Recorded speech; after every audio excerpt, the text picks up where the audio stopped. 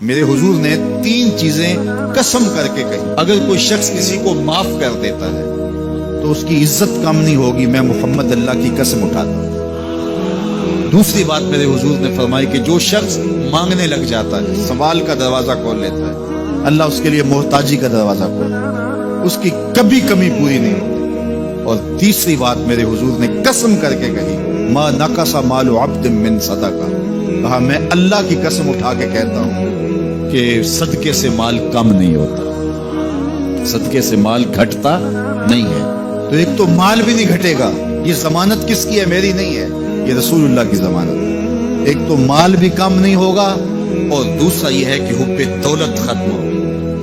حب دولت تلف می سازت زکات، یہ ماہ سیام آ رہا ہے تو زکات سے حب دولت کو کم کیجئے، بلکہ صدقات دیجئے، نفلی صدقات کیجئے، غرباء کی مدد کیجئے، مساکین کی مدد کیجئے، اپنے غریب محتاج رشتہ داروں پہ غور کیجئے، ان کی مدد کیجئے، اپنی ہمسائیگی میں دیکھیے، پردے سے مدد کیجئے، ان کی عزت نفس بھی مجروح نہ ہو۔ یہ جو نمائش لگا کے 10 اخباروں میں چھپوا کے لوگوں کی مدد کرتے ہیں، اس سے گریز کیجئے۔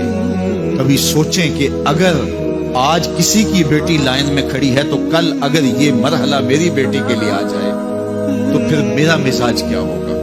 تو عزت نفس کا خیال رکھیے، لوگوں کی غربت کا تماشا نہ اڑائیے، اور لوگوں کی جو ہے وہ محتاجی کو اپنی تسکین کا ذریعہ نہ بنائیے۔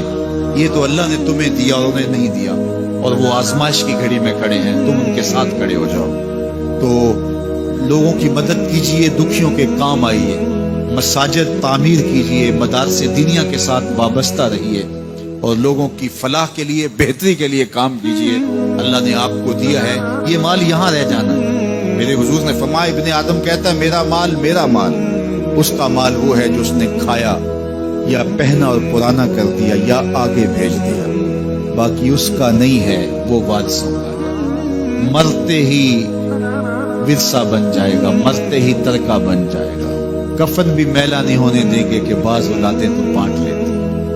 اللہ اکبر۔